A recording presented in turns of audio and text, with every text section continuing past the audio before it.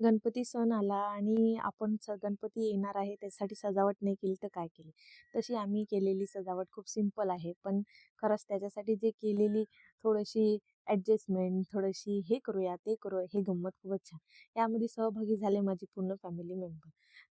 आमचे बाबासुद्धा आणि आमचे चिंगू-मिंगूसुद्धा आणि आईसुद्धा.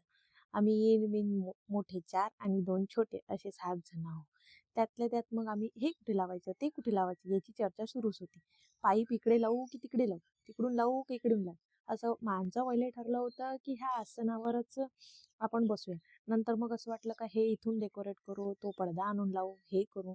नंतर पायपांची काहीतरी जोडामोड केली आणि वरतून हिरवागार मंडप टाकल्यासारखा टाकला.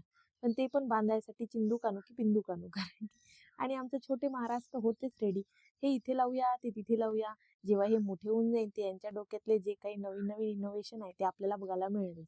पण आता आता सध्या आम्ही केलेलं हे साधं-साधं डेकोरेशन. खूप सिंपल आणि खूपच सिंपल. सिम्प्लिसिटी ऑल्वेज खूप सुंदर दिसते. त्यात काहीच शंका नाही.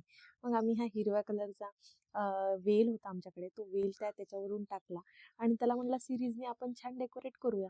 मग तो जरा अधूनमधून पडतच होता. मग त्याला आम्ही पाईपाची थोडीशी साथ दिली आणि फुलं लावले त्या वेलाला. बघा वेलाला पण फुलं लागतात.